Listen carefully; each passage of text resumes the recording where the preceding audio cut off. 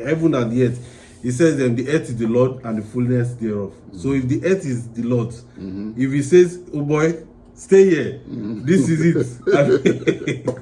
And he says, no, okay. I'm done with this place. Let's move. Exactly. Let's move. Exactly. So any good land has to be God's land.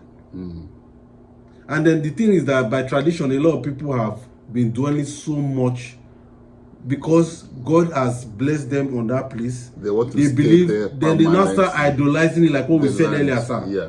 They start idolizing the land. We're off camera, we're talking about people idolizing things. Yeah. Sometimes God can bless somebody or something, and then people now idolize it, and they now hear the part of God's voice they want to hear.